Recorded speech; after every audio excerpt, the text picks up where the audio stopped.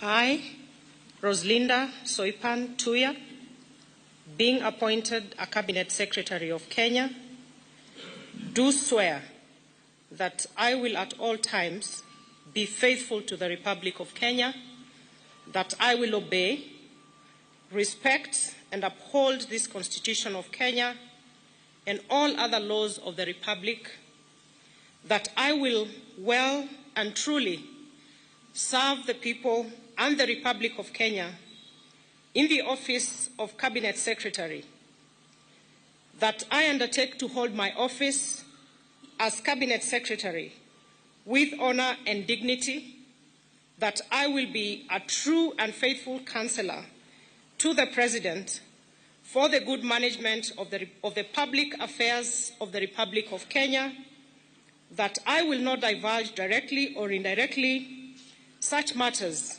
as shall come to my knowledge in the discharge of my duties, and committed to the secrecy except as may be required for the due discharge of my duties as Cabinet Secretary, and that I will perform the functions of my office conscientiously and to the best of my ability. So help me God.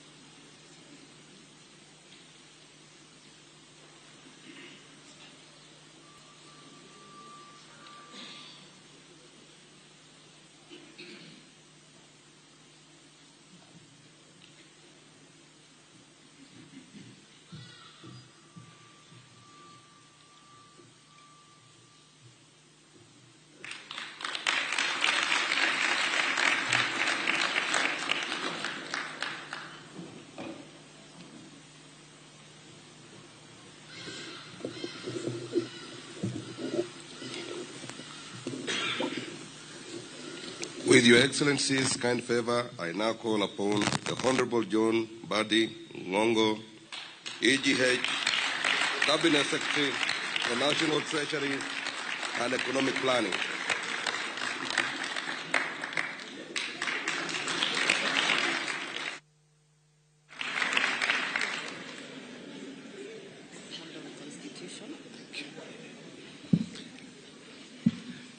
I, John Mbadi Ngongo, being appointed a Cabinet Secretary of Kenya, do swear that I will at all times be faithful to the Republic of Kenya, that I will obey, respect, and uphold this Constitution of Kenya and all other laws of the Republic, that I will well and truly serve the people and the Republic of Kenya in the office of the Cabinet Secretary, that I undertake to hold my office as Cabinet Secretary with honor and dignity, that I will be a true and faithful counselor to the President for the good management of the public affairs of the Republic of Kenya, that I will not divulge directly or indirectly such matters as shall come to my knowledge in the discharge of my duties, and committed to my secrecy except as may be required for the due discharge of my duties as Cabinet Secretary, and that I will perform the functions of my office conscientiously and to the best of my ability. So help me God.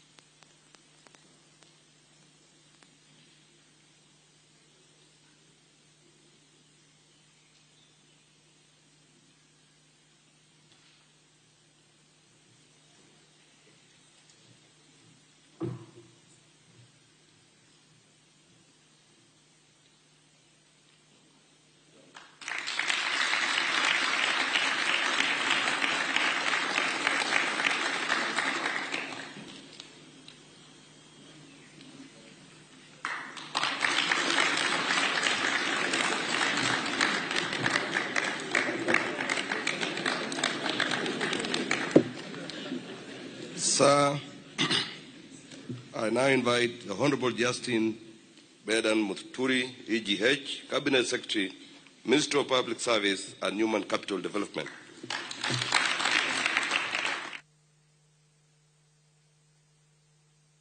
Back to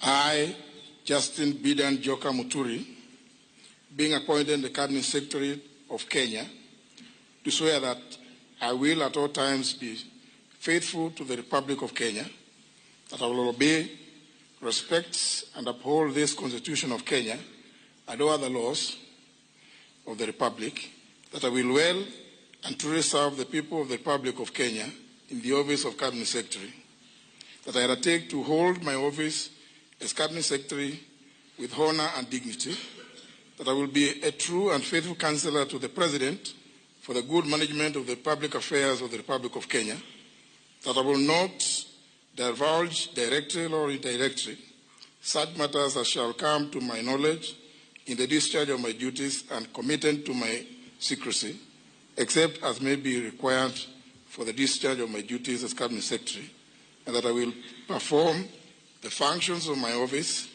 conscientiously and to the best of my ability. So help me God.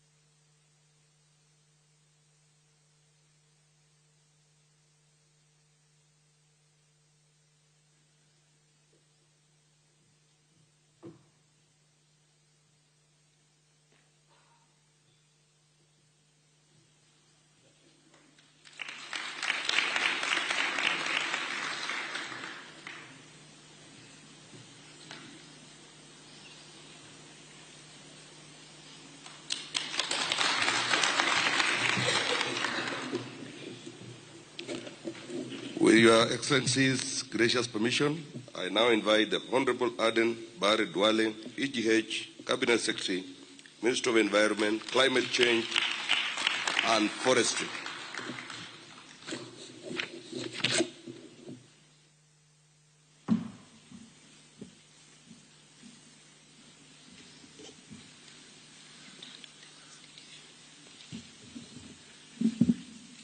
I, Aden Duale, being appointed a Cabinet Secretary of Kenya, do swear that I will at all times be faithful to the Republic of Kenya, that I will obey, respect, and uphold this Constitution of Kenya and all other laws of the Republic, that I will well and truly serve the people and the Republic of Kenya in the office of the Cabinet Secretary, that I undertake to hold my office as Cabinet Secretary with honor and dignity, that I will be a true and faithful counselor to the President for the good management of the public affairs of the Republic of Kenya, and that I will not divulge directly or indirectly such matters as shall come to my knowledge in the discharge of my duties and committed to my secrecy,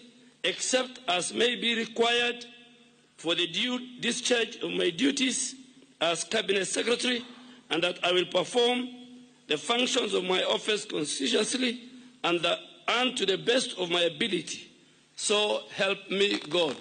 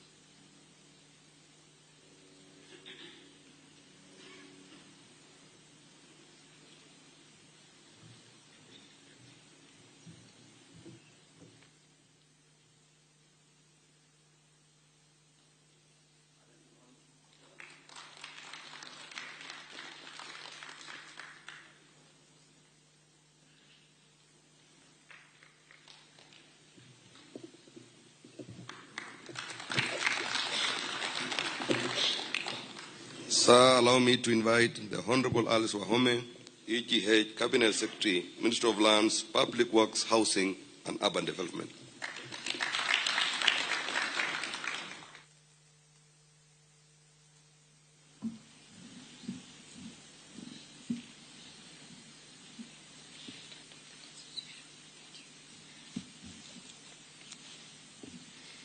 I, Alice Muthoni Wahome, being appointed a Cabinet Secretary of Kenya, do swear that I will at all times be faithful to the Republic of Kenya, that I will obey, respect, and uphold this Constitution of Kenya and all other laws of the Republic, that I will well, truly serve the people and the Republic of Kenya in the office of Cabinet Secretary, that I undertake to hold my office as Cabinet Secretary with honor and dignity, that I will be a true and faithful counselor to the President for the good management of the public affairs of the Republic of Kenya, that I will not divulge, directly or indirectly, such matters as shall come to my knowledge in the discharge of my duties and committed to my secrecy, except as may be required for the due discharge of my duties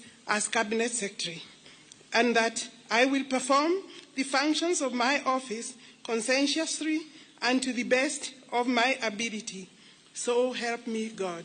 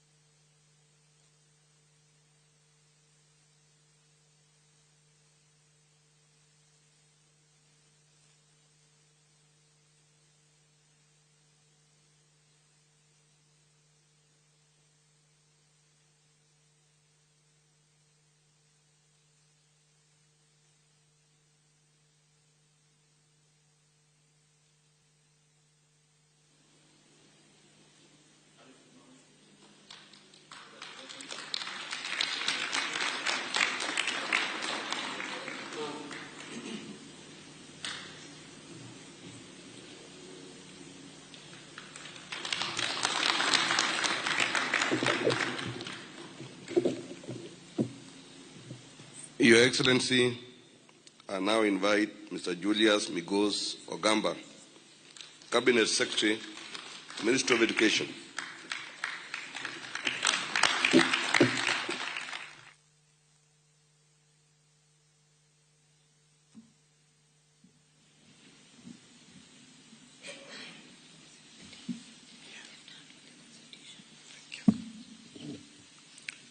I, Julius Migos Ogamba, being appointed a Cabinet Secretary of Kenya, do swear that I will at all times be faithful to the Republic of Kenya, that I will obey, respect, and uphold this Constitution of Kenya and all other laws of the Republic, that I will well and truly serve the people and the Republic of Kenya in the office of Cabinet Secretary, that I undertake to hold my office as Cabinet Secretary with honor and dignity, and I will be a true faithful counselor to the President for the good management of the public affairs of the Republic of Kenya, and I'll not divulge directly or indirectly such matters as shall come to my knowledge in the discharge of my duties and committed to my secrecy,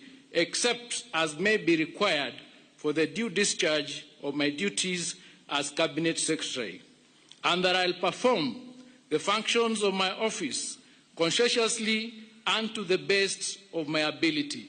So help me God.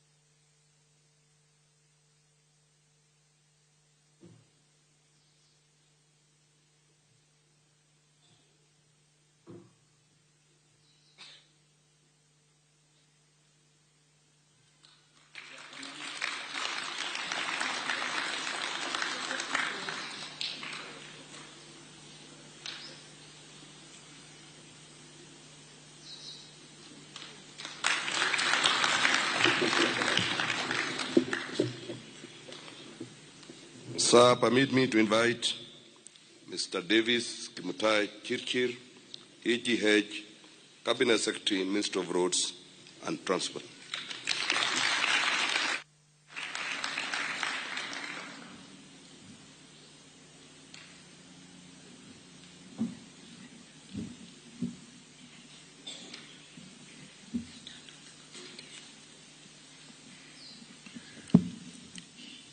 I, Davis Kimutai Chirchir, being appointed as Cabinet Secretary of Kenya, do swear that I will at all times be faithful to the Republic of Kenya, that I will obey, respect, and uphold this Constitution of Kenya and all other laws of the Republic, that I will well and truly serve the people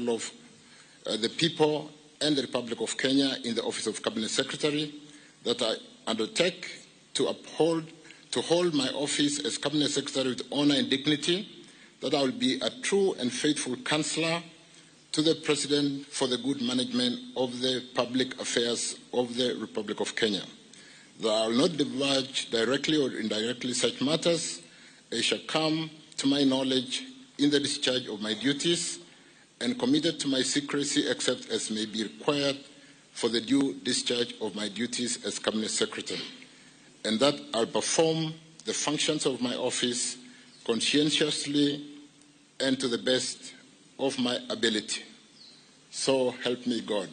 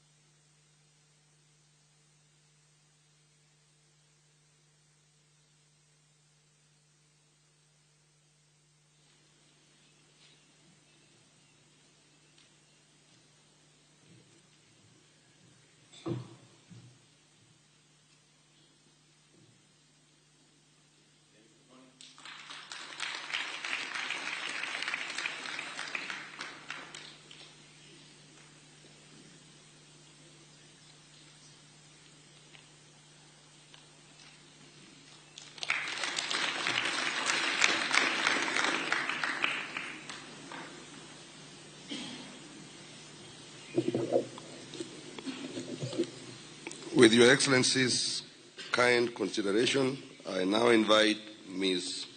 Rebecca Miano, EGH, Cabinet Secretary, Minister of Tourism and Wildlife.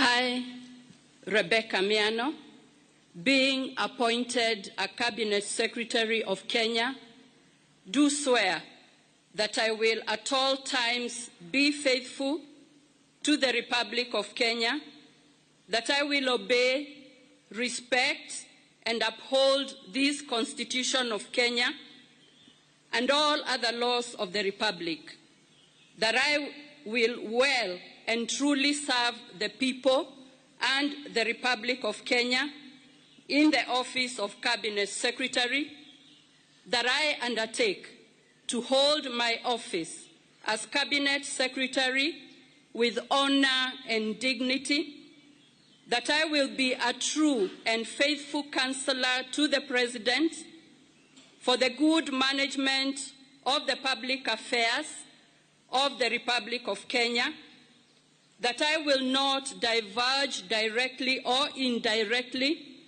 such matters as shall come to my knowledge in the discharge of my duties and committed to my secrecy, except as may be required for the due discharge of my duties as Cabinet Secretary, and that I will perform the functions of my office conscientiously and to the best of my ability. So help me God.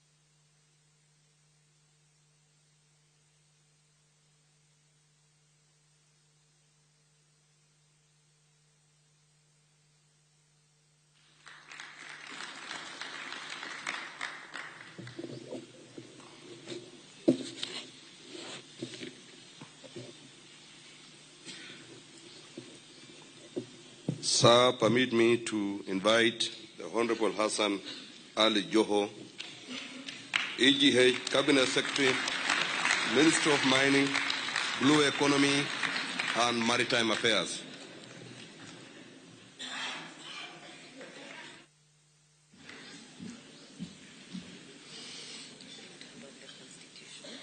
Very good. Bismillahirrahmanirrahim. I, Hassan Ali Joho, being appointed the Cabinet Secretary of Kenya, do swear that I will at all times be faithful to the Republic of Kenya, that I will obey, respect, and uphold this Constitution of Kenya and all laws of the Republic of Kenya, that I will well and truly serve the people of the Republic of Kenya in the office of Cabinet Secretary, that I will undertake to uphold my office as Cabinet Secretary in honor and dignity, that I will be a true and faithful counselor to the President for the good management of the public affairs of the Republic of Kenya, that I will not divulge directly or indirectly such matters as shall come to my knowledge in the discharge of my duties, and that committed to my secrecy except as may be required for the due discharge of my duties as Cabinet Secretary, and that I will perform the function of my office conscientiously and to the best of my ability. So help me God.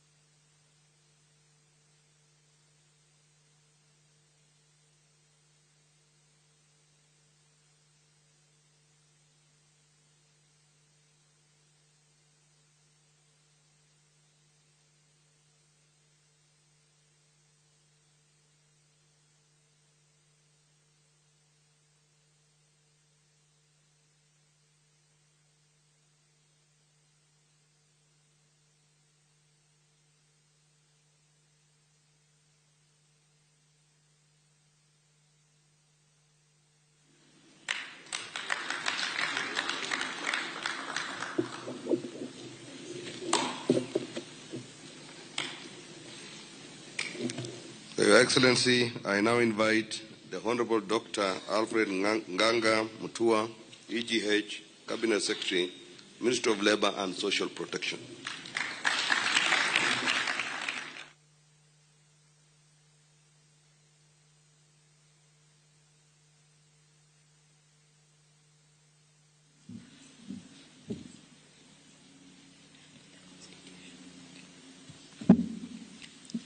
I, Alfred Nganga Mutua, being appointed a Cabinet Secretary of Kenya, do swear that I will at all times be faithful to the Republic of Kenya, that I will obey, respect, and uphold this Constitution of Kenya and all other laws of the Republic, that I will well and truly serve the people and the Republic of Kenya in the office of Cabinet Secretary, that I undertake to hold my office as Cabinet Secretary with honor and dignity, that I will be a true and faithful counselor to the President for the good management of the public affairs of the Republic of Kenya, that I will not divulge directly or indirectly such matters as shall come to my knowledge in the discharge of my duties, and committed to my secrecy except as may be required for the due discharge of my duties as Cabinet Secretary, and that I will perform the functions of my office conscientiously and to the best of my ability. So help me God.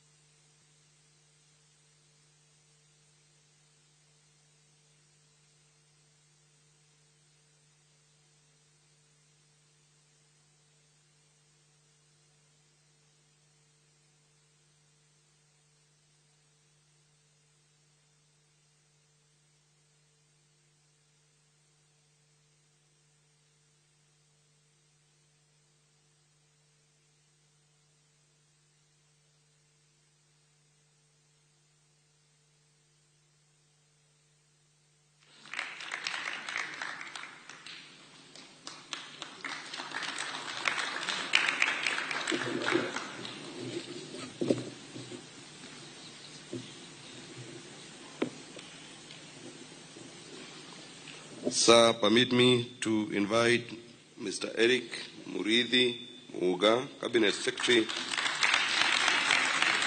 Ministry of Water, Sanitation and Irrigation.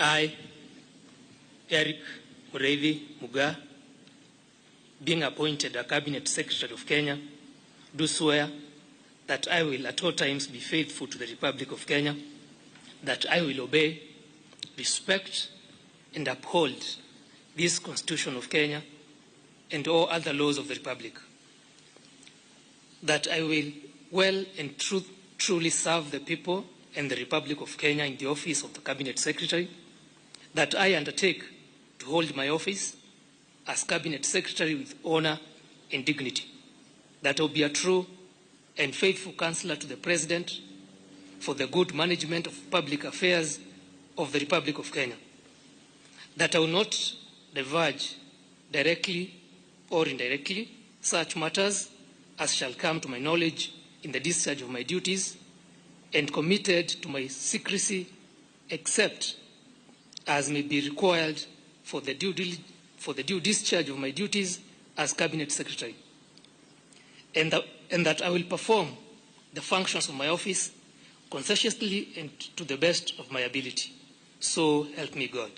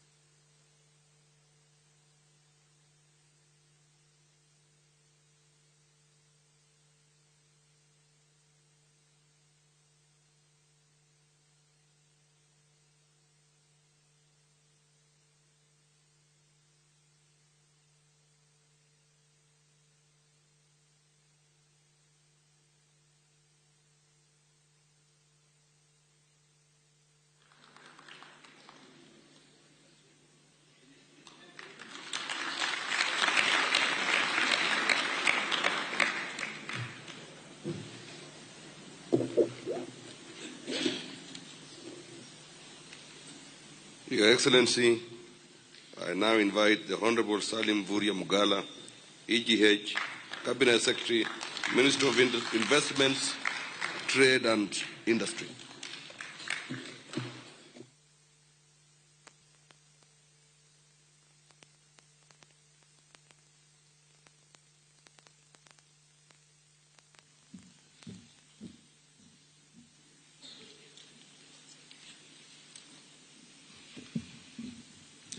I, Salim Vuria Mgala, being appointed a Cabinet Secretary of Kenya, do swear that I will at all times be faithful to the Republic of Kenya, that I will obey, respect, and uphold this Constitution of Kenya and all other laws of the Republic, that I will well and truly serve the people and the Republic of Kenya in the office of Cabinet Secretary, that I undertake to hold my office as Cabinet Secretary with honor and dignity, that I will be true and faithful counselor to the President for the good management of the public affairs of the Republic of Kenya, that I will not divulge directly or indirectly such matters as shall come to my knowledge in the discharge of my duties, and committed to my secrecy except as may be required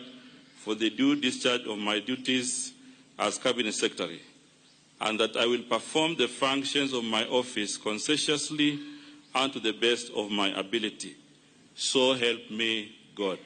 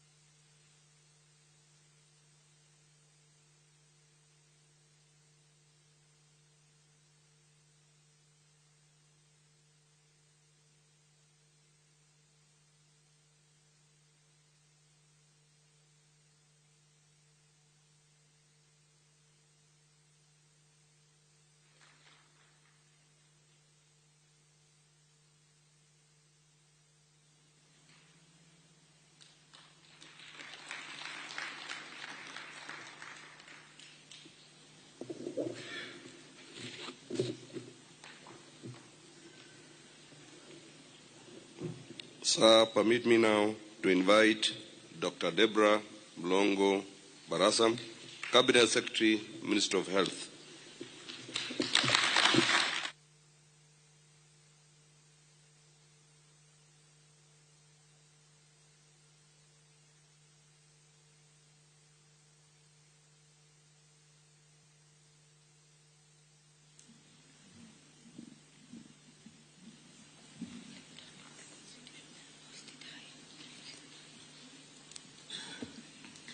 I, Deborah Mlongo Barasa, being appointed a Cabinet Secretary of Kenya, do swear that I will at all times be faithful to the Republic of Kenya, that I will obey, respect, and uphold this Constitution of Kenya and all other laws of the Republic, that I will well and truly serve the people and the Republic of Kenya in the office of the Cabinet Secretary, that I undertake to hold my office as Cabinet Secretary with honor and dignity, that I will be a true and faithful counselor to the President for the good management of the public affairs of the Republic of Kenya, that I will not divulge directly or indirectly such matters as shall come to my knowledge in the discharge of my duties, and committed to my secrecy except as may be required for the due discharge of my duties as Cabinet Secretary, that I will perform the functions of my office conscientiously and to the best of my ability.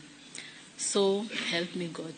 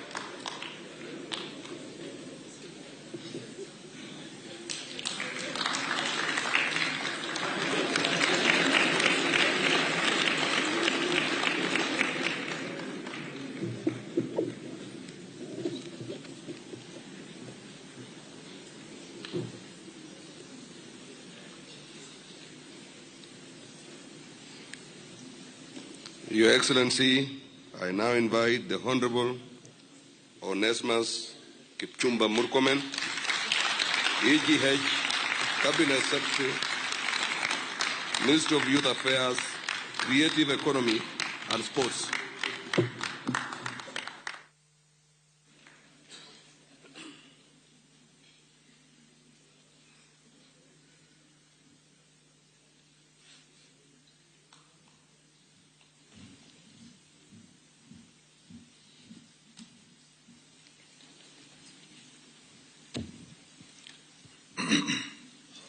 I, Onesmus Kipchumba Murkomen, being appointed a Cabinet Secretary of Kenya, do swear that I will all times be faithful to the Republic of Kenya, that I will obey, respect, and uphold this Constitution of Kenya and all other laws of the Republic, that I will well and truly serve the people and the Republic of Kenya in the office of Cabinet Secretary, that I undertake to hold my office as Cabinet Secretary with honor and dignity, that I will be a true and faithful counselor to the President for the good management of the public affairs of the Republic of Kenya, that I will not divulge, directly or indirectly, such matters as shall come to my knowledge in the discharge of my duties, and committed to my secrecy, except as may be required for the due discharge of my duties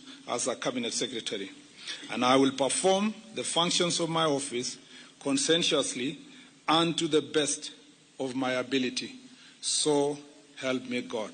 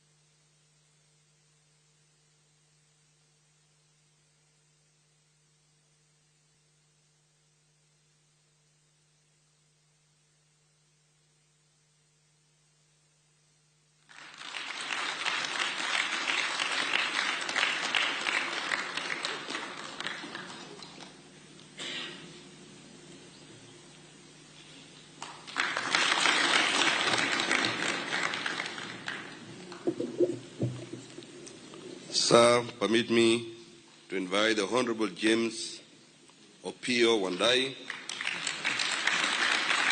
EGH, Cabinet Secretary, Minister of Energy and Petroleum.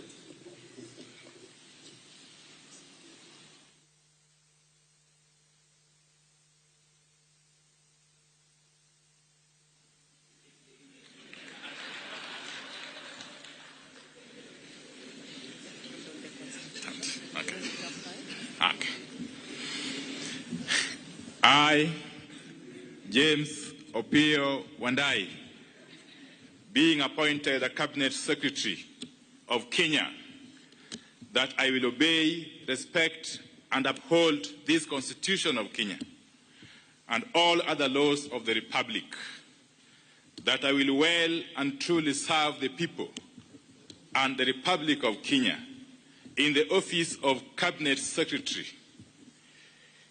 and that I undertake to hold my office as Cabinet Secretary with honor and dignity, that I will be a true and faithful counselor to the President for the good management of the public affairs of the Republic of Kenya, that I will not divulge, directly or indirectly, such matters as shall come to my knowledge in the discharge of my duties, and committed to my secrecy except as may be required for the due discharge of my duties as Cabinet Secretary, and that I will perform the functions of my office conscientiously and to the best of my ability. So help me God.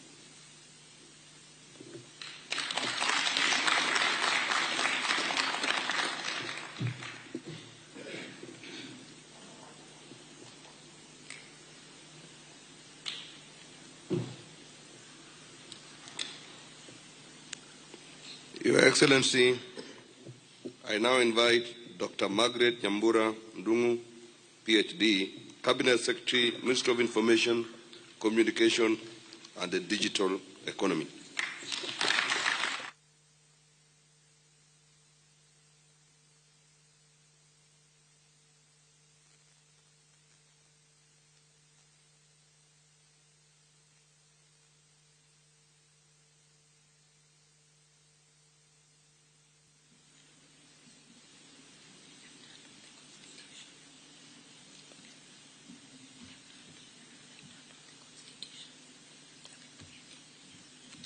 I, Margaret Nyambura Ndungu, being appointed a Cabinet Secretary of Kenya, do swear that I will at all times be faithful to the Republic of Kenya, that I will obey, respect, and uphold this Constitution of Kenya and all other laws of the Republic, that I will well and truly serve the people and the Republic of Kenya in the office of Cabinet Secretary, that I undertake to hold my office as Cabinet Secretary with honor and dignity, that I'll be a true and faithful counselor to the President for the good management of the public affairs of the Republic of Kenya, that I will not divulge directly or indirectly such matters as shall come to my knowledge in the discharge of my duties and committed to my secrecy except as may be required for the due discharge of my duties as Cabinet Secretary, and that I will perform the functions of my office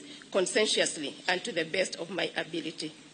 So help me God.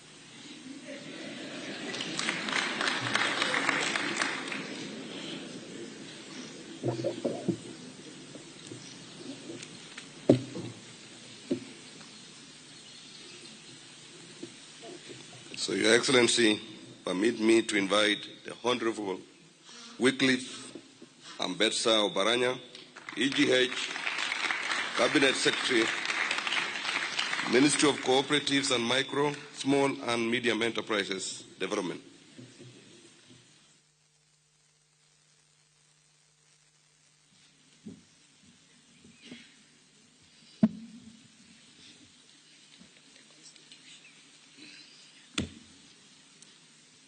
I, Wycliffe Ambetsa Oparanya, being appointed a Cabinet Secretary of Kenya, do swear that I will at all times be faithful to the Republic of Kenya, that I will obey, respect, and uphold this Constitution of Kenya and all other laws of the Republic, that I will well and truly serve the people and the Republic of Kenya in the office of Cabinet Secretary, that I undertake to hold my office as Cabinet Secretary with honor and dignity, that I will be a true and faithful counselor to the President for the good management of the public affairs of the Republic of Kenya, that I will not divulge directly or indirectly such matters as shall come to my knowledge in the discharge of my duties, and committed to my secrecy except as may be required for the due discharge of my duties as Cabinet Secretary, and that I will perform the function of my office conscientiously and to the best of my ability. So help me God.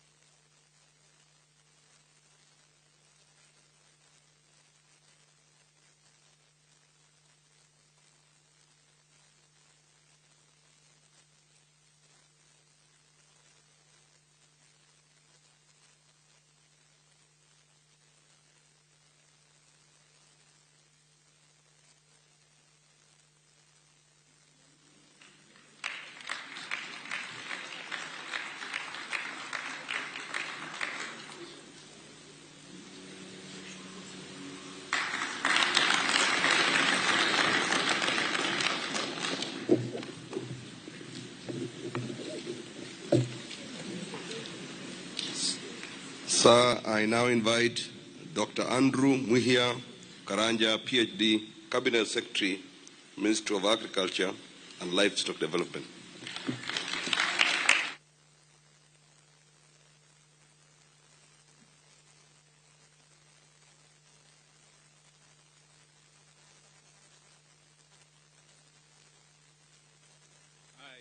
Andrew Muhia Karanja, being appointed a Cabinet Secretary of Kenya, do swear that I will at all times be faithful to the Republic of Kenya, that I will obey, respect, and uphold this Constitution of Kenya and all other laws of the Republic, and I will well and truly serve the people and the Republic of Kenya in the office of the Cabinet Secretary, that I undertake to hold my office as Cabinet Secretary with honor and dignity, and that I will be a true and faithful counselor to the President for the good management of the public affairs of the Republic of Kenya, that I will not divulge directly or indirectly such matters as shall come to my knowledge in the discharge of my duties, and committed to my secrecy, except as may be required for the due discharge of my duties as Cabinet Secretary,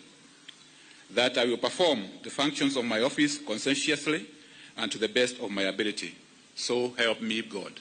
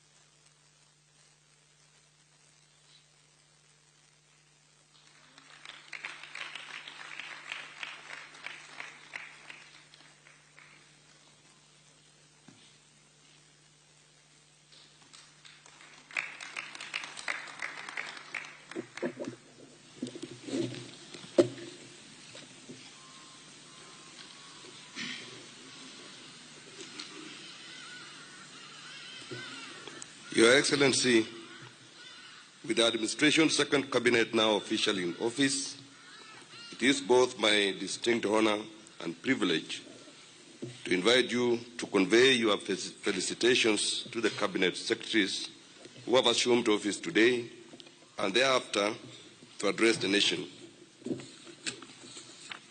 Ladies and gentlemen, may we all arise in honor as we welcome His Excellency the President.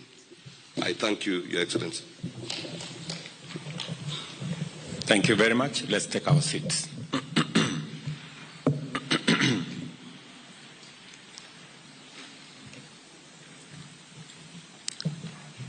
Let me take this opportunity, first and foremost, to congratulate Cabinet Secretaries whom I nominated and have been approved by Parliament, and subsequently I appointed. And today they have taken their oath of office. Congratulations, ladies and gentlemen.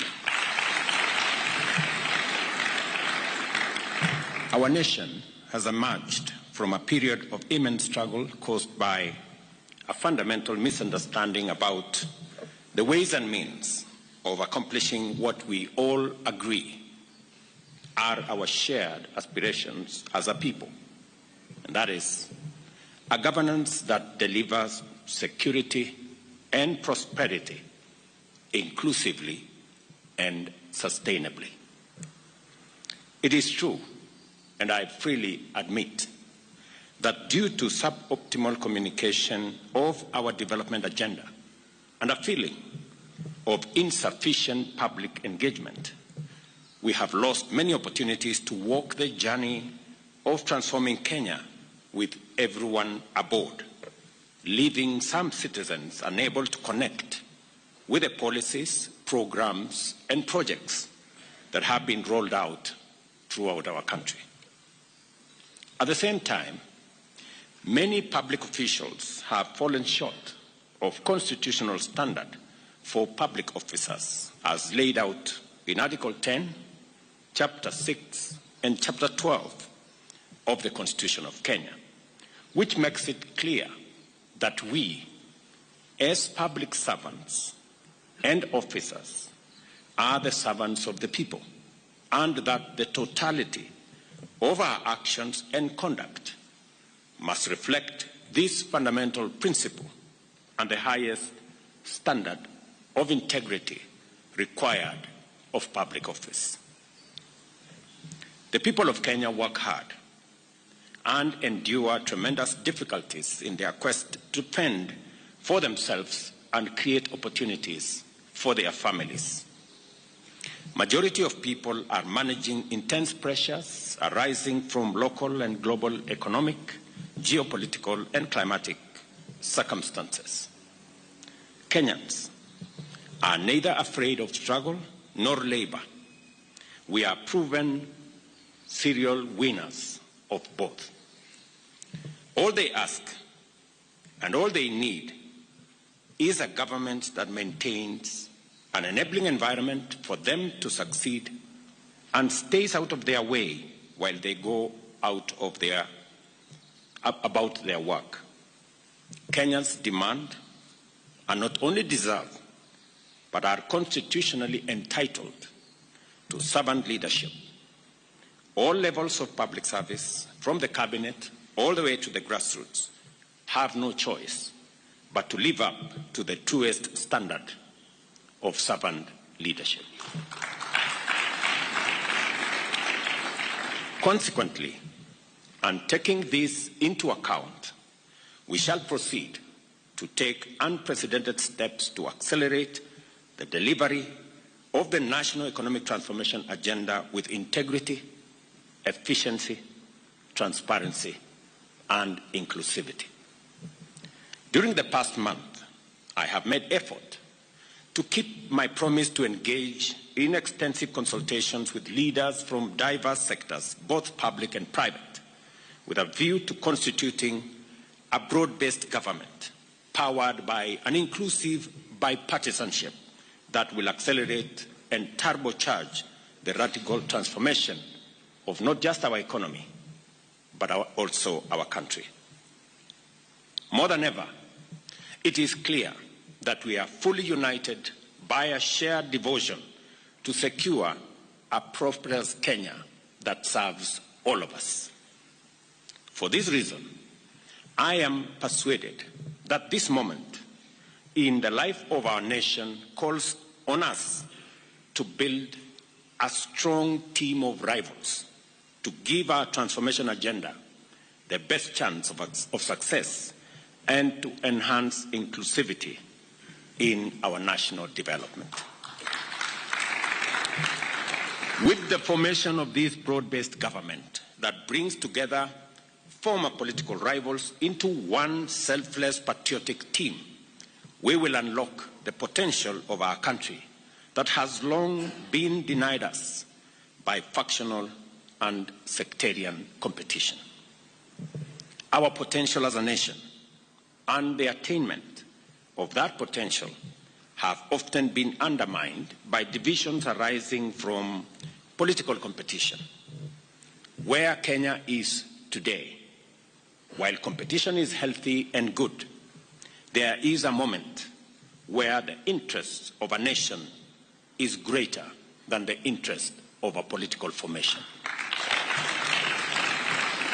This is such a moment, and it is the reason why I have reached out across the aisle to bring on board the knowledge, expertise, and experience of deserving Kenyans, though belonging to a different political formation.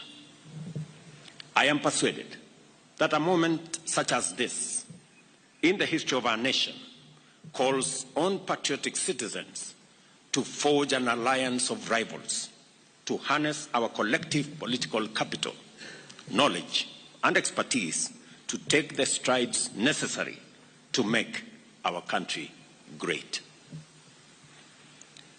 With profound gratitude, I commend the leaders and citizens from all walks of life who reached out, participated in, and otherwise supported the consultations, not only for the patriotism which inspired them to place Kenya before their personal, sectarian, or partisan agenda, but also for invoking the spirit of bipartisan dialogue, which has never failed to reconcile bitter rivals and unite fierce competitors in navigating critical junctures throughout the history of our nation. It is this noble spirit, this willingness to negotiate, to listen, to find common ground in the middle of conflict that drew our freedom fighters from the forest to the negotiating table at Lancaster House in London. It is also this wonderful gift that brought together the agitators of the second liberation from the streets to the inter-parties parliamentary group dialogue, and thereafter to the Bomas of Kenya, where our constitutional history was properly written. The ability to talk things out also enabled Kenyans to pull the nation back from the brink of an existential precipice and embark on a national accord which gave birth to the institutional dispensation that we are still working to perfect today. Here we are again today, called upon to remember the lessons of history, to live up to the demand of this moment, and set aside our partisan interests in order to show up for Kenya. The work of making our nationhood more perfect through inclusion, unity, equity, and social justice must begin by speaking with each other, listening to one another, and recognizing that every one of us wants the best for this nation. And all of us have a part to play in making Kenya great.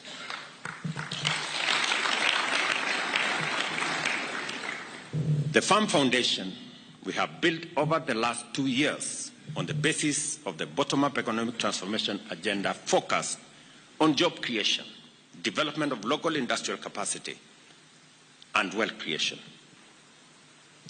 Transforming our agriculture for food security and agro-industrial acceleration.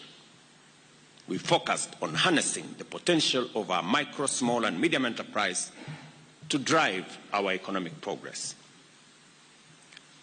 We've also endeavored to exploit the opportunities of our digital superhighway to promote technological and creative capabilities on a higher scale, creating opportunities for digital jobs, making sure that we also invest in universal health coverage to provide all citizens without discrimination with high-quality health care through social health insurance and the employment of thousands of healthcare professionals to provide promotive, preventive, as well as curative services, as I have worked with counties. The radical increase in the number of affordable and social housing units through our affordable housing strategy, which has delivered millions of direct and indirect employment opportunities for a variety of professionals, as well as investment and business opportunities for enterprise and industries, has gone a long way in setting that foundation firmly. The reconstituted cabinet, therefore, will accelerate the attainment and will build on this solid foundation already built over the last 2 years, but additionally will focus on the following critical areas. The first of these areas covers accountability and the fight against corruption. To enhance accountability and promote responsibility for the use of public resources, we shall introduce measures to levy a surcharge against any accounting officer or other public officer who has, by their action or omission, occasioned loss of public resources in accordance with Article 226(5), 201(d), and 232(b) of the Constitution. To eliminate the ghost worker payroll fraud at all levels of government, we shall also implement a unified personal identification system for all persons working across all arms of government, including constitutional offices. Further, Cabinet shall introduce a legal and institutional framework for mandatory and continuous vetting of all public officers. The same framework will provide the repository for wealth declaration across the entire of government under one office. In addition, We shall facilitate expeditious investigation and prosecution of all offences related to corruption and economic crimes through amendment of the relevant statutes, including the Evidence Act, the Criminal Procedures Code, and provide for their determination of all cases within 6 months. We believe that our war on corruption will be significantly boosted by measures to make it easier and safer for citizens and whistleblowers to come forward and report corruption and economic crimes. And for this reason, the reconstituted Cabinet shall consider relevant amendments to the Witness Protection Act to enhance appropriate incentives and forward the same to Parliament. Further, as I indicated in my earlier address, I have engaged with the parliamentary leadership with a view to expediting the enactment of the Conflict of Interest Bill and expressed my determination to sign a robust, effective instrument into law in due course.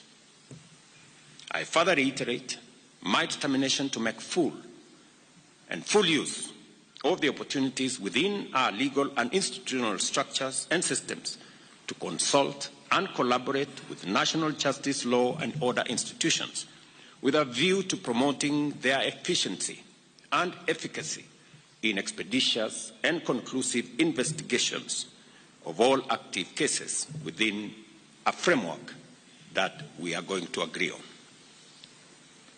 As pertains to the management of public expenditure, I believe that the time has come for us to break new ground. That is why, beginning in the year 2025-2026 financial year, we shall adopt a zero-based budgeting system to reorient budgeting and expenditure frameworks of government. Similarly, we shall exploit the power of information and communication technology to radically diminish opportunities for corruption, conflict of interest, and abuse of office by digitizing procurement and making it open and transparent. Likewise, we shall initiate a framework to make VAT refund process open, transparent, and accountable, because the immense savings out of this expenditure of public funds will finance investment in productive and transformative economic projects. The reconstituted Cabinet will also collaborate with Parliament to develop legislative measures to promote local manufacturing, value addition, and job creation by restricting the importation of those products that can be competitively produced by our domestic industrial capacity. We stand at the beginning of a new chapter of our country's governance and development.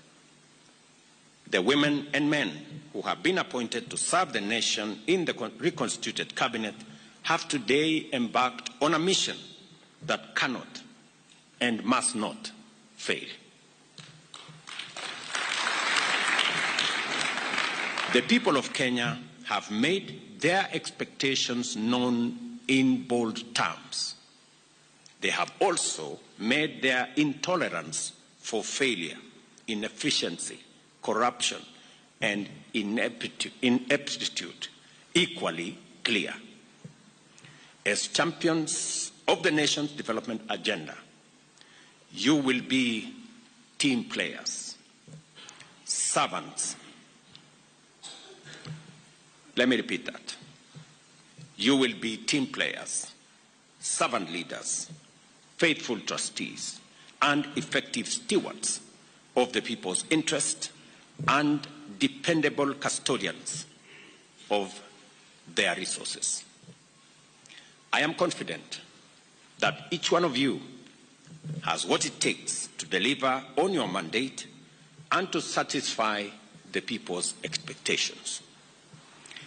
This is important because henceforth, the terms of our contract with the people will remain in sharp focus.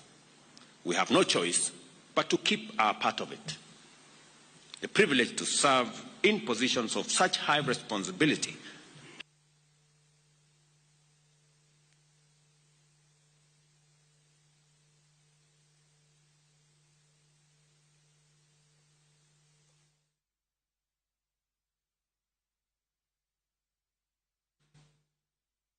I urge you, therefore, ladies and gentlemen, members of my cabinet, to go forth and from this day focus on delivery and dedicate your time and effort to the implementation of the various strategies, programs, and projects that the nation's transformation demand.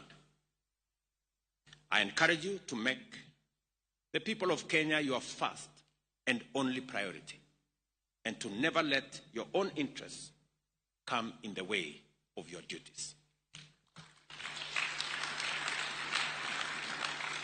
I give you my assurance of my full support in discharging your mandate and in executing a reimagined and catalyzed transformation agenda. I have already given my undertaking to be the foremost steward of public resources and embrace my accountability for its proper use. Therefore, it is important to make it clear that my support for you ends if it conflicts with my accountability to the people of Kenya. Let us therefore work together in doing the right thing, and we collectively will be assured of success. I pray that the Almighty God grants you strength, wisdom, clarity, and focus as you assume office, and wish you success in your new assignment.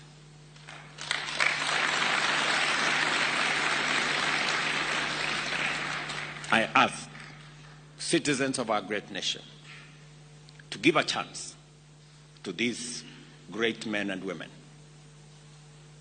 to this new cabinet, and to support them to deliver on the mandate that has been given to them constitutionally, and as they perform their duties in the best interest of our country.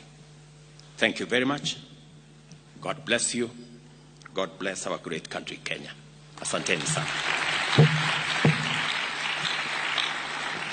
Let us all rise for the national anthem.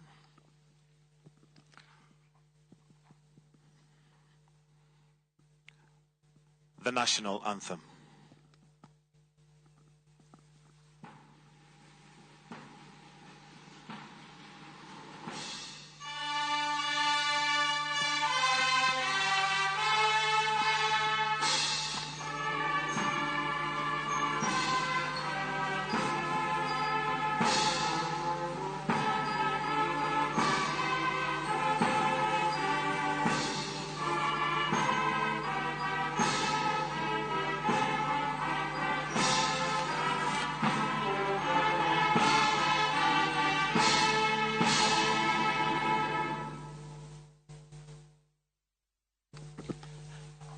Your Excellency, sir, with your permission, I'll request that we have a brief session of photo sessions with the cabinet secretaries and their families.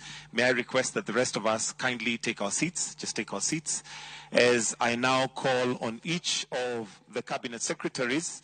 We'll start with each cabinet secretary with His Excellency the President. May I also invite His Excellency the Deputy President to join in this photo, to join His Excellency on stage. And we'll start with Honorable Professor Kithure Kindiki to kindly take a photo with His Excellency and His Excellency the Deputy President, then the family.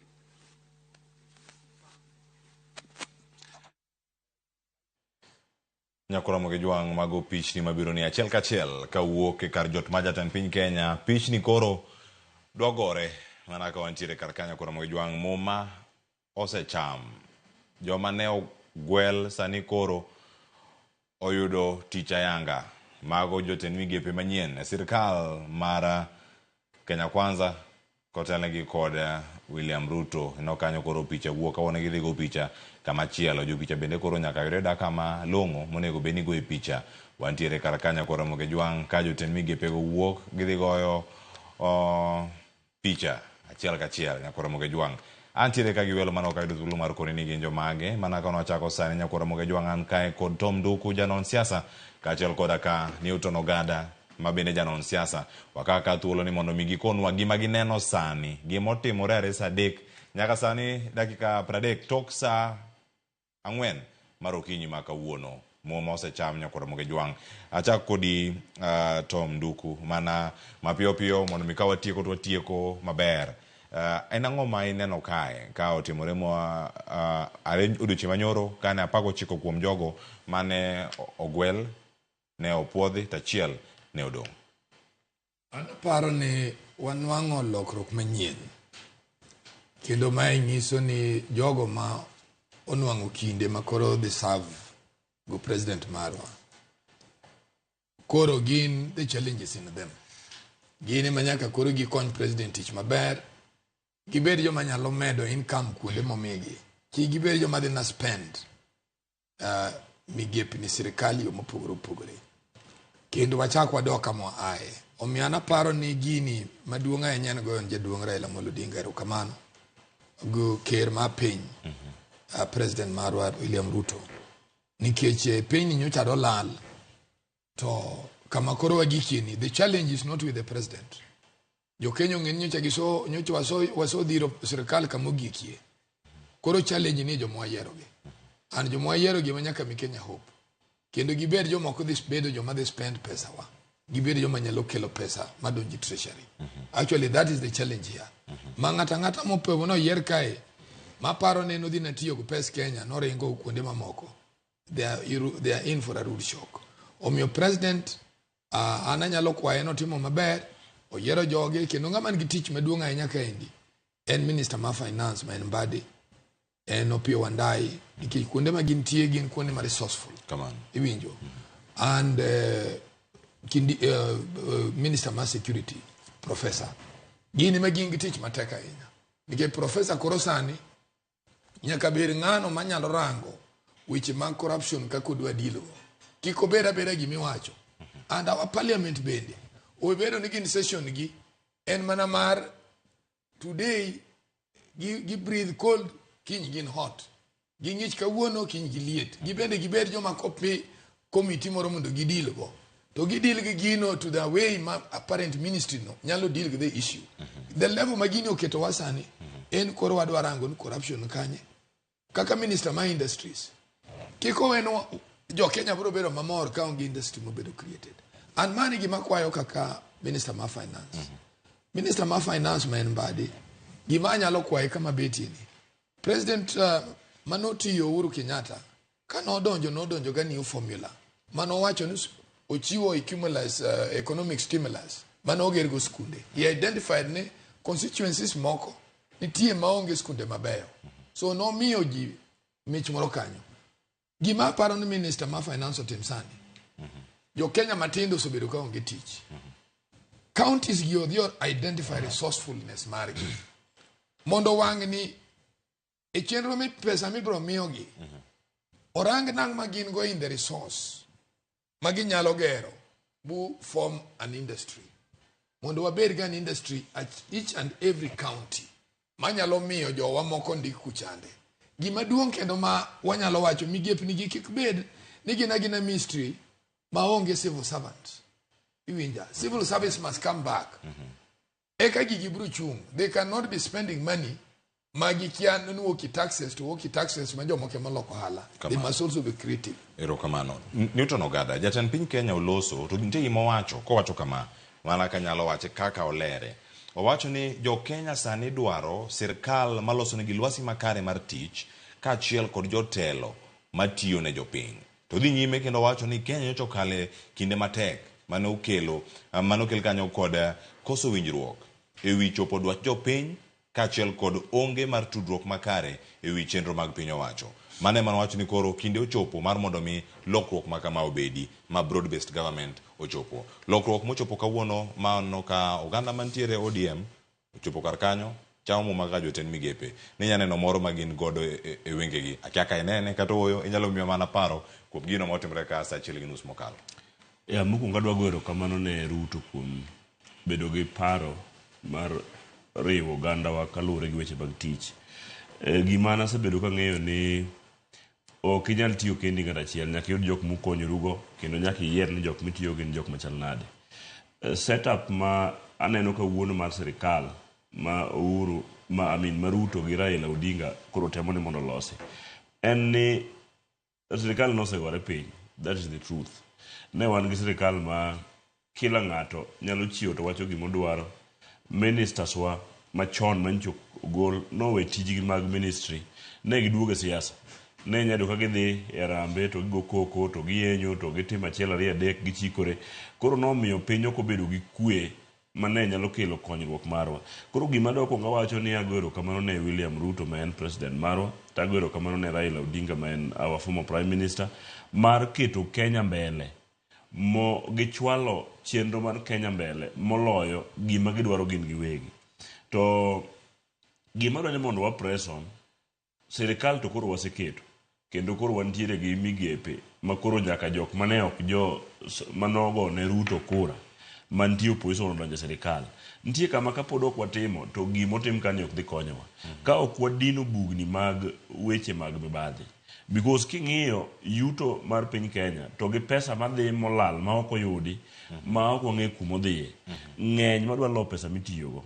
Koro gima nyalo kono president mar William Ruto to gi ministers manyo yier manyien makoro chamo makawuono ni chenro mar tich nyalo mana bet ka wadino yore mag mibadhi. Because mibadhi e bugo maduong' mogik manyel to sirikal ni piny to kendo mibadhi emotamwa. Tera e wacho ni ne wantiere gi migao ma ochung' ne weche mag manono mibadhi ma Anti-Corruption Commission.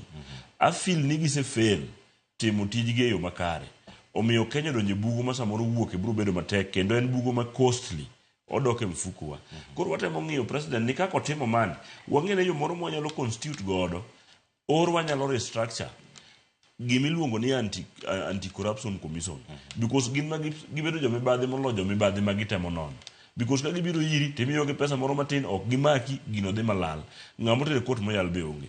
Koro kata mana sani minister mar finance ok en Mbadi. Gimo dhi timo kanyo ka ok gidino bugni mag mibadhi onge.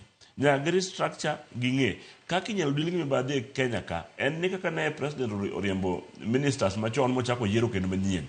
Ong'e ane ni mibadhi ochakore gi kanye. Mibadhi ochakore e procurement office to dhi accounts. Nikech onge gima nyalo kadho ka ok odhi accounts modhi e procurement. Koro magi kuonde gima ochako gi kuonde mantie loopholes. Gima onego chako ng'i ministers ma koro yierogi adiman gi kembe madwa supply government nikech mano bende mibadhi. Magilose kanya conflict of interest. Mano is a conflict of interest. Inyalo bedo minister to in gi kambi kendo in a different ministry. Mi push ni gino nyaka dhi mbele mondo chake nwang' pesa. Wang'in to tijewa makora winjo ka do Kenya ka wasebedo kwa ywak ni tich onge. Tido ka tich to nitie. To tich mantie gi ochako kawo gi jod bura giwegi. Ochako kawo gi ministers gi wegi gin ma gichak gitimo tije monego bed ni an individual ma onge tich kucho timo ng'owa timo.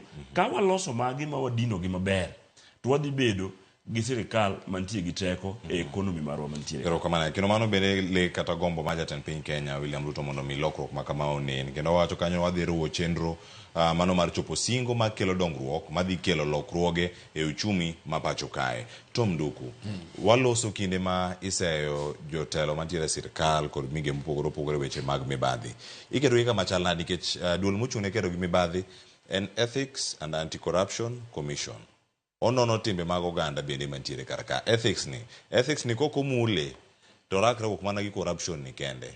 Mane monego bed ni biro mokwongo karaka nikech timbe lokruok mag bidhruok kata keto bidhruok mag oganda mondo chop kare. Ethics ni ente range yo machal nade kotenore kode kata inyalo kete mondo donje wi jotelo masano chamo magi. Anaparo ni gini luore gi policy and gini chakre mani ministry samwa loso budget. And kaima anaparo ni wang ni wayudo the correct man ma en Mbadi. Let Mbadi mudhi obed piny ministry mare ma finance. To rang ni taxes ma nyocha jo Kenya ywak negi. Ere kako dwa solve gi. To koso rango gi to rang ni pesa motero piny madhi e counties kata madhi regional offices mag sirkal gibedo spent nango. Nikech kama mibadhi wokie ma ineno ko wadwa ni wacho anti corruption. Anti corruption go mago ne ginena measures mano kel ka koro piny onindo marach. Otherwise one direct area man under Ministry of Interior man just CID. The only thing man ka enia, I'm glad that the new age is coming. Gimo kongo team review. Nike jo maricho kae oken ministry mamalo. Kidi counties tibo nwango ni omak ngato bobedo charged in court. Koso bedo charged in court. Jo madi argue the case county attorney, speaker mar assembly, governor minenogi ema negotiate ga gu prosecutor gi ja court to pesa cholal mano kwal cha kendo bende ochako cham moro yeka. You understand? Corruption ni okene wawe blame ji, no blame anti-corruption only.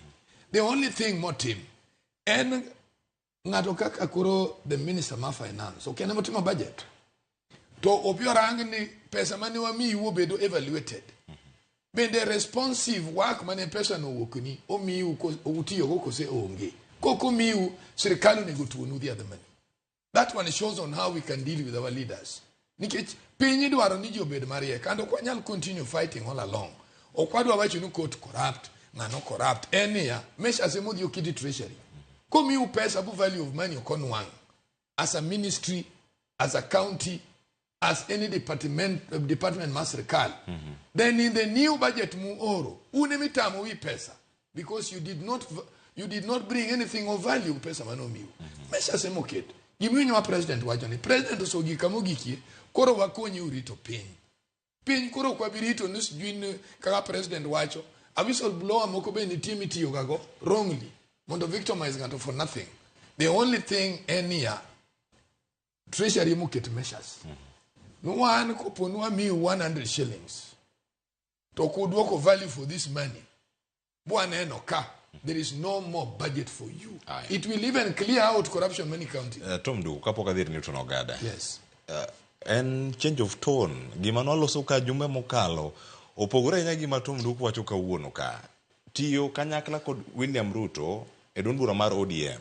Ikaweyo machal nani? Ing'eyo Nyasaye kelo ga new birth. You understand? Mano nyuol manyien. Man in hope. You see, this country was going out of two ashes. Ne kwanyal ketho pinywa. Iwinjo Cleophas. Nikeche nyocha wacho kai. Some of us have chances manyalo ring in the other countries. Jikaka one professional in other countries. Other visas we can move on. But mama na tobro de kanya. So, if there is a position of hope, nikeke mwadwaro kai is to make a good government. Gimana kuwayo nesani okena change of tone. Circumstances of miyo nyaka wawil kombe wa. Circumstances. Kaka pinyuru kabuono pogre ka pinyuru nyoro. Piny koro wacho no. Let us gear up for a positivity. Kabendo tamrembele ka. Bendo wabra advice president. No, we came on the table. To nendre nigini podo tamawa. How do we deal with it? To mana uminjo kakwayo. Ingeo, there is a way makirango. Makinyata ne manage this country. And the president has got those things in the office. Orang ni court no gergi yomane. Court no gergo pesa mani maka jikuranda on a certain period of time. Iwinja. Magendo inyan kasa ni police chamo magendo mangeny. Nyaka ja city council chamo pesa mangeny. The only thing no team were reduce taxes. Iwinja. Saninye ni parking Nairobi ken shilingi 100. Askari yemi kamera miso mtokati chulo shilingi 100. What will you go for? Ibro dika jamea. So economic variations emiti magik belago. Kore itima ngo reduce pesa cha. Tige ngo kamone go de maraji. Ye wacho ni geno miyo koro new thinking. Aya. Iro kamano new thinking mantiere kaka Newton. Yes. Kaka podi nigi paro machalo kamano jatend piny Kenya wacho niya mai kinde ma Kenya onego bed ni keto e ong'ala manyime. Mane gimeno dhi orango jogo mantiere ODM mantie kod lony kendo wacho ni akelgi kendo ti kodgi e yo madwarore. Jaod bura mar Tom Duku bende achiel kuom jogo moywa muchopo kar kanyo. Sasa ni koro ni migawo mar teko kirango Opiyo Wandayi kar kanyo. E kind joma moko ma bende oyier. Shipi bende mantie kanyo koro nitiere finance. Joko mako omenda. Obi paro machal nade tiyo gi jolony kama gin ka. Be neno oversight moro motegno kata nono sirkal ka jod bura koro ka ODM duto kama gintie 80 gi wiye. ikaw jo UDA kama gintiere gi joma moko maloso Kenya Kwanza yod bura. To mana ka gik moko dhi kala kala. Iwacho ni ero jod bura oti machiegni gi jotend migepe.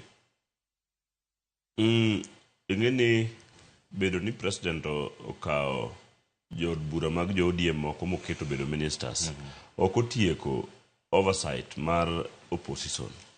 Ncha wacho kae ni wan jo ODM waonge sirikand William Ruto. Wan jo pingo mar sirikand William Ruto.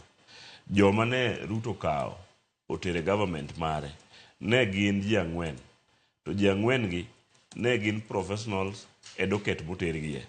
To ok tamwa timo oversight kaka jo ODM mantie opposition. Ing'eni ok waketho opposition. Then number 2, gima adwa ni mondo wamed ni wafocus kuome kabisa en niya, ere kaka wanyalo dino bugni mana manya wacho ka mag mibadhi makoro osiep na wacho kae. Mibadhi duong' ok ochakore, ok en gima nitie malo kucho kende.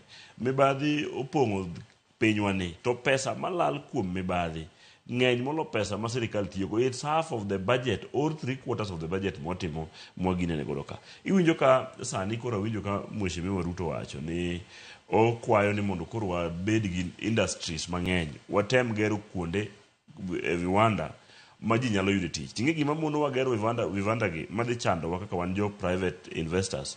Iboyro ni chieng' miwacho ni dwa keto company ni moro mondo mi ondik ji mang'eny. Tax rate moket ni mondo ichul mondo ichak kata business en pesa moromo run that company nyaka dwe rum. Koro wakwayo president niya, sama minister mar finance dhi timo nonro kaka pesa osebedo katiyo Kenya ka mondo gi come out with new budget, nyaka wakwong wang'e to jok madwa chako new companies, jok mwaluongo machalo investors, ere e gima waketo negi madhi miyo gibet ni ginyalo timo ohala e yo mowinjore ma ok gi feel the burden mar tax. Kiduogo e parliament e od bura kacha, opposition ok onegi. Opposition nitie. Kech kata king'eno kaka Lonso Musyoka, sani koro ng'iyo sirikal gi wengege te. Nikech en makoro chal nowacho nodong' as opposition nikech en onge ng'ate moro mokel e sirikal. Kendo ncha gikawo thuolo margi makende mar tamore. Kech migosi moluor president oncho wacho ni jokwa mantie opposition Azimio wabedru piny mondo waket Kenya obed mbele moloyo wa political interest. To gin ne gitamore, which means ne decide ni gin gibedo e opposition. To nyaka sechegi opposition nitie kendo wabro cheko kaka sirikal to nitiyo e yo mopogore opogore. Mogik ne mano, adwa ni mondo awuo gi jo Kenya te manyalo winjo dhok mawacho kaka wuono. Ni wakwong wakaw Kenya waket mbele. To wapar ni Kenya ma kawuono waketho gi weche mag corruption ni. Nyithindwa gi nyikwawa biro timo ang'owa, biro dong'e. Osiepna wacho ka ni en samoro en privilege. Onyalo wuok kama odhi odag e piny machielo. But mama gi to is not privileged. Which means ni kati bed ni privilege in a minister, to minu gi wuonu samoro are not privileged. Ka waketho piny ni, nyathi owadu is not privileged. Koro nyaka waduog mane okang' achiel ni e higa ma koro wantie sani, wadong' gigni 3 to ji dok election. Bo wanyatimo gimoro sani kapok wachako uso sera mag timo tich maber. Kodhi oyierwa kendo to wakwong waket ma obed maber mondo jothurwa obed gi geno ni kare matin manyomiwa ni watiyo godo maber. I believe an ang'amo yie kuom tich matek. Ayie ni kumiyi gimoro matin titiyo go maber, tinyalo neno gima kiny biro timo ang'owa biro bet. Koro akwayo ministers wa kik gikaw gini obed politics. Ni wan jo opposition, ne wago koko matek, omiyo luongwa koro wantie sirikal. But gini in a way ni ma is a calling from God. King'iyo kata mana ndiko, nitie ndalo ma koro Farao ne piny otamo. To ne Nyasaye oro lek mana ne ng'ama iluongo ni ng'awa, miluongo ni Joseph. Ma Joseph nodhi mokonyo piny mar Farao kane kech koro timo ang'owa, negogi. A time comes ma koro Nyasaye nyaka or ng'at moro kata malaika mabiro konyi mondo ikony ogandane. Ok ni ber, be ok ni ler.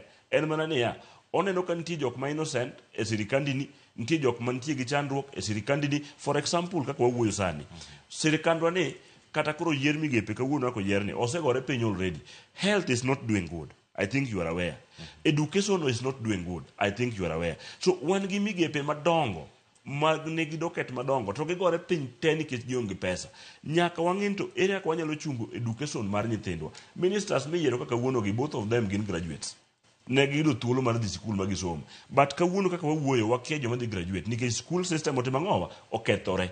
Wan gi jok manoyudo manokalo madhi university. Pesa moketnegi ok ginyal chulo, koro gidok giriemba piko kanye dala. Wan gi jok masani ok dhi school, manyicho ok ojon form 1. Wan gi jok mantiere oko nikech ok oriemne school fee.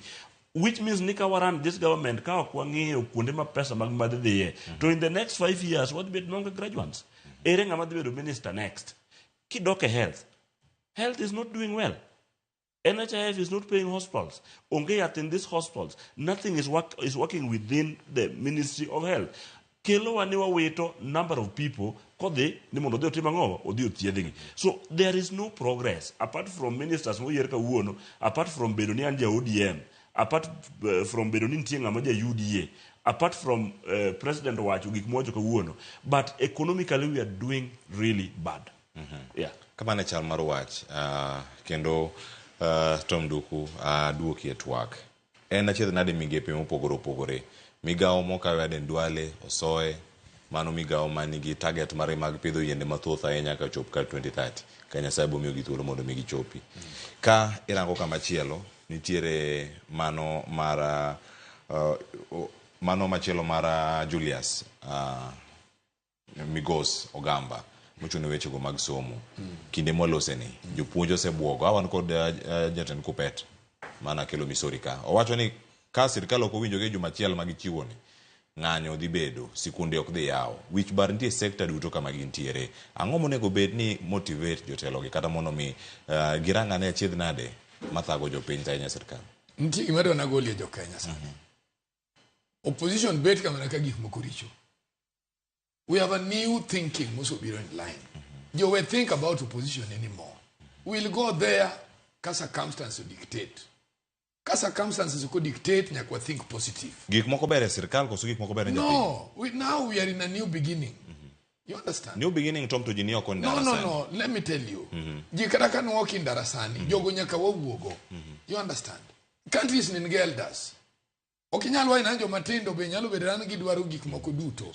You see this country kunyo chakre nyoro Cleophas. Ngeni jogore 1992.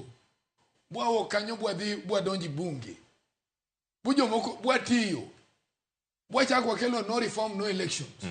Bwa tiyo. Pod bunge ne dhi nyime. Bwa loso mana how to move on. Bwa biro constitution 2010.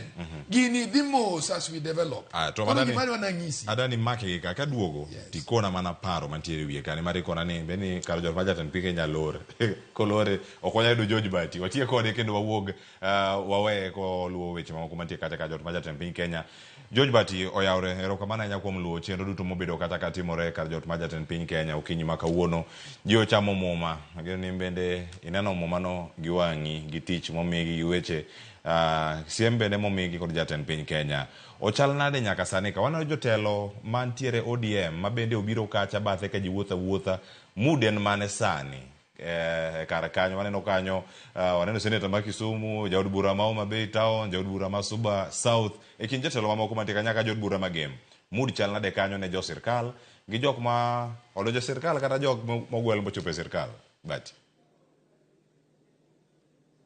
erokamano nya Cleophas Oluoch. En adier makende ni okinyi makawuono tarik 8 dwe mar 8 2024 jotelo manchane ogwel kendo tere od bura miyo puodhgi ochamo muma. Jotend migepe 19 okinyi makawuono chamo muma mapar jot mar jatend piny Nairobi ka ote mawuok en ni nyaka gichiwre mar tiyo ne oganda jo Kenya gi bedruok kod ratiro. Mano e ote ma jatend piny ochiwo ne gi okinyi makawuono bang' chamo muma ayang kaka jotend migepe piny owacho mar jatend piny William Ruto. Magitimore e kinde mageno mar oganda jo Kenya en ni telo mar jotelo makoro chamo muma owinjo bed ni bedo mawuyanga kendo chopo moko kuom dwaro ma oseketi ne telo masani kata tend piny owacho masani eneno ni piny Kenya ogo ndamo kadhi mbele e chenro mopogore opogore kotenre kod weche mag dongruok. Jotelo ma oyuoro ka kopogore kod mago mochamo muma en adier ni gin jotelo mabende moko kuomgi ne osenyiso sir ne jatend piny William Ruto e kinde mokalo to moko bende gin jotelo ma nyicha ni pod nitiere oko mar sir makamano. Kata kamano bang' welo kendo puotho makama to koro ginyiso achiel mar chung' motegno ka giwacho ni piny Kenya gidwaro mare duong' moloyo ng'at achiel, omiyo gin gichiwore mar chiwo sir makama mondo piny Kenya ogo ndamo e weche mag dongruok kaachiel kod achiel mar oganda. E ote mare e kinde mar twak bang' jotend migepe chamo muma, jatend piny William Ruto onyiso singo mar neno ni oganda jo Kenya obedo kendo tiyo twech achiel miluongo ni achiel mar oganda, kendo wacho ni ma ema nomiyo odhi ma onyiso moko kuom jotelo mane ni oko mar piny owacho mare kata mana oko kampen kod e kinde mag siasa mondo mi okonye kaluwore kod weche mag telo mar pinyni. Okone piny Kenya ni kod jotelo makopo ni chiwruok nyalo bet to gik moko madwarore kata gik moko ma oganda osebedo ka kwayo nyalo timore e yo manimba kendo e yo makare. Wach mabende jatend piny owacho e kinde ma jotelo go chamo muma onyisogi ni mondo giket dwaro mar piny moloyo dwaro margi, kendo gimoro amora kik chorre machiegni e kind dwaro mar piny to kod gin giwegi. Gitine jo Kenya gi bidhruok, gi dimbruok, gadier kod chiwruok. Jatend piny bende okoni odhi medo keto kenge kendo keto chike mabiro neno ni weche mag mibadhi oked godo. Onyiso jotelogi mondo mi otie yor huyanga, kendo owacho ni piny owacho mare dhi timo tijene e yor huyanga mondo oganda jo Kenya ong'e adier kaka weche biro timore e piny owacho. Weche mag rito mwandu mag piny e kinde ma jotend migepe gi ochamo muma, jatend piny William Ruto okoni gidhi keto chike kod lai mopuch koting'o mise motegno mag neno ni oked kod mibadhi koting'o weche mag jotije manyawawa miluongo ni ghost workers, ma bende okoni chal ka osebedo ka muonyo moko kuom omenda mag jopiny ka idhi yang kendo puodh malong'o ni to nonro hie kata listi mar jotich mag piny Kenya chalo nade, to dipo ni nitiere jotije moko manyawawa manyalo bet ni othurore ei listno kendo modho omenda mag jopiny ka pi e yo ma chik ok oyiego. Gin moko kuom weche madito ma jatend piny Kenya wacho. Ka kamano to wacho ni kwe mar piny Kenya, kendo owacho ni oyie ni oganda jo Kenya nitiere kod dwaro mar neno ni lokruok obet. To mano e lokruok mochako tinende ni ka koro jotend migepe manyien mowuok nyaka e duond buche kata e duond bura ma bende nyo ok ni e sirikal kinde mokalo. Koro koni ma biro kelo yot ne sirikal mare e neno ni gitiyo kod lony ma gin godo e chwalo dongruok kaachiel kod bende kelo achiel mar oganda jo Kenya. Cleophas Goniero kamana ahinya George Bati lere yo makare, kendo sani weche thoth ahinya ka wawe mondo mi luw chenro mamoko bende gi sigana gi jotelo kanyo ka ginyisowa kaka odiochieng' ma kawuono bedo. Erokamano ahinya aduogo e studio ka mondo mi ayuda paro mopogore opogore mos tom duko nang'adi kanyo ka ne dhi nyime nyamana dhi nyime kama nitie. Wacho ni piny ni kare, jodongo nitie, onego wuo gi joma nie pa. Jodongo nitie. Nikech ing'eyo kirango kana na mondo ing'en position ma jakom mondo chop kama winjre gi Ruto bo odonate joma jo ODM mondo donje sirkal, nyaka be no be nitie kaka gigo mbaka, osiepe mang'eny, weche mang'eny, advices mang'eny ma giwinjo. This is yet to come. Emomiyo kata gomo ma nyithindo gi gomo ni sani koro onego giwe piny mondo kwongo neno amwaso achieve. Ipenja wach ma education.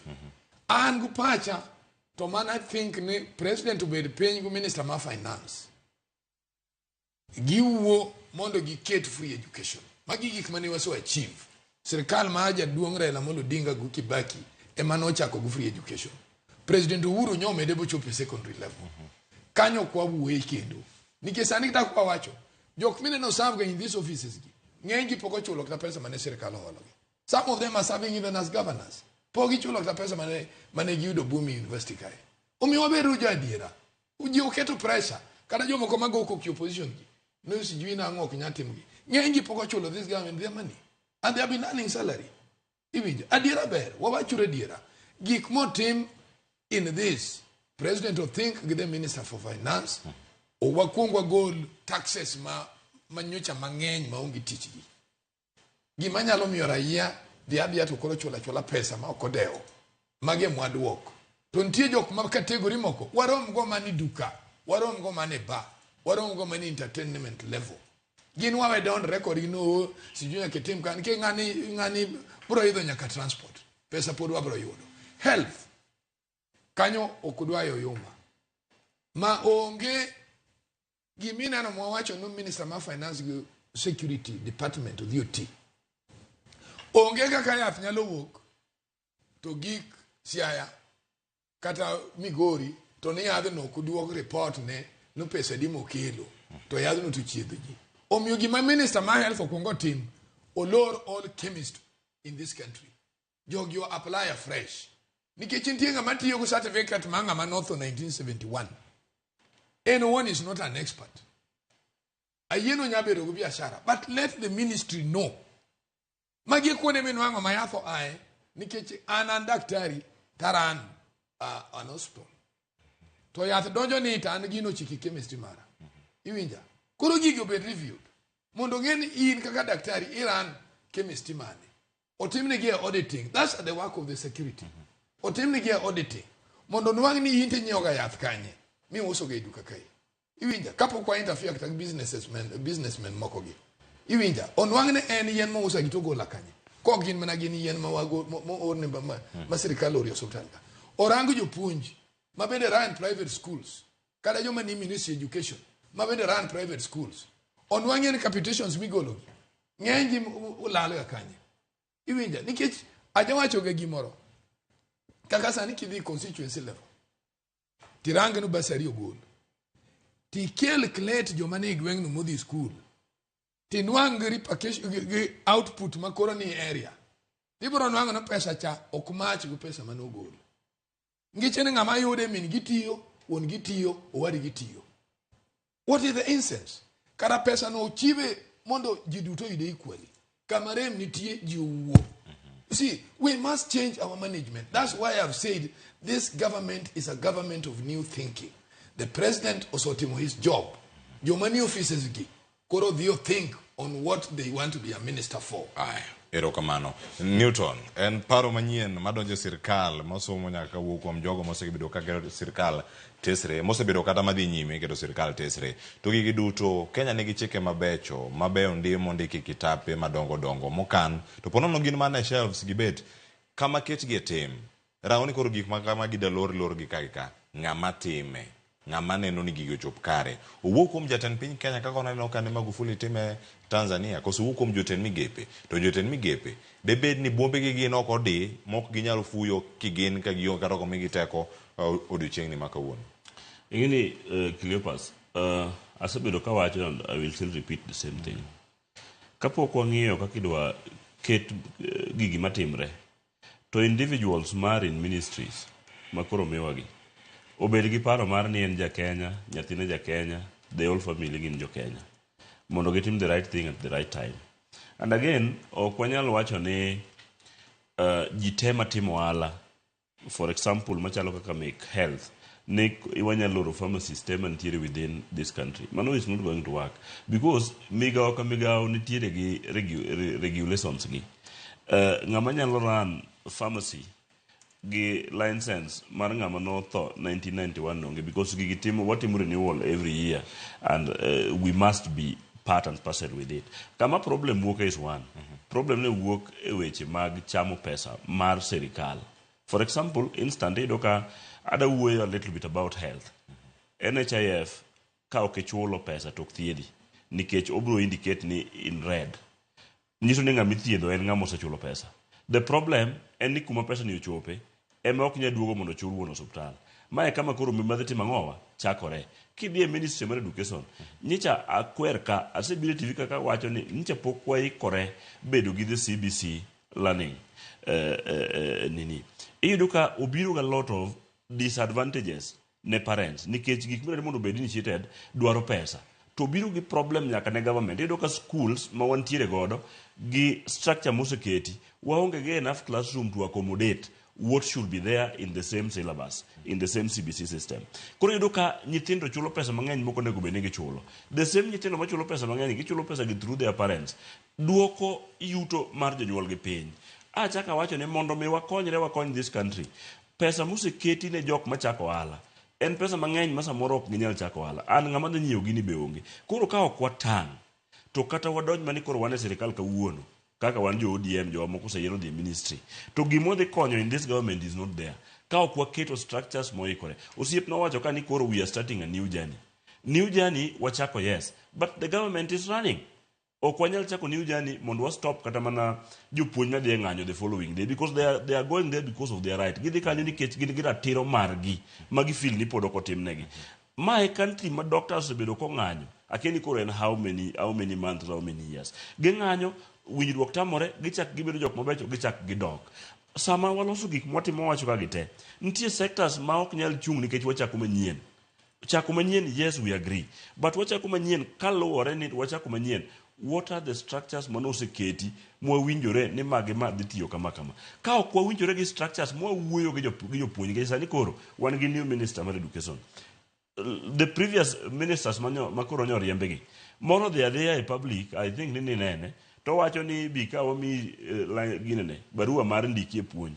Without ng'iyo ni to barua mimini, be wan gi enough money e treasury, education line, moro mundiki mondo tiba ng'owa, mondo chuli msara. To jok manoseketi manosendiki, manoket ni gin pok noket gi nondik gi permanent. Be poko chul pesa gi, gin bende poko ket gi ni gin permanent kata ok gin permanent. Koro aparo ni gimose inyo pinyo mar Kenya, en ni jok mancha president oyiero mokwongo e ministry, ne ok gin jok manyalo manage those ministry. Ne gionge gi good understanding mar ministry.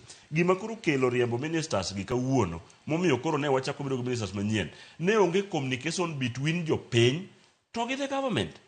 Ne onge. Gima ne jopiny wacho nopogore gi gima sirikal timo ng'owa wacho.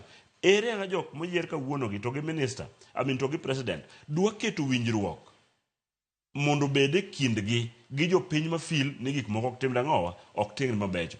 Aparo ni Cleopas, ka waketo gik moko in order, magi match in the way we are seeing, to wanyalo dhi maber. Ing'eni government ma president Ruto koro ran kawuono en government upogore gi government mano ran nyoro. Mano ran nyoro ne en piwa government mare, ma koro wantiere gi riwruok. Jowa mane oyier sani wamor noyier Mbadi obedo minister mar finance. Odhi kanyo kong'eno ofisno ni nono. Gima koro wakwa minister Mbadi ni mondo tim, kapok ochako tijni piwali, ong'i rode gi bugni mane pesa lalgo. Mondo wach ni president kana biro ka magi ema yudo ka ne ok dhi maber. Koro waketo magi mondo wachak manyien. Ka ok watime kamano, to anyisi ka ne waduoga TV ka, jo Kenya doka ndara ka gik moko okete na good way. Erokamano ahinya. Ada ka wach mogik kawuok kuom Tom Duku ka watieko sani, ado mana thuolo madakika adek mondo waduto wati godo. Korangi miya wach mari mogik. Sani giwuok, bendera osemigi e nyamburko magi, pichi gida goyo tich, koro nyaka chakre. Anaparo ni gisani gima giduong' ahinya ni gidgi study ministries momigigo. To cabinet bobedo ga collective responsibility. To measures ma sirikani onego keti. And before we give you any money to run that ministry, nyaki duok equal share or more than what we gave you. That is when you are working. Yes. Erokamano.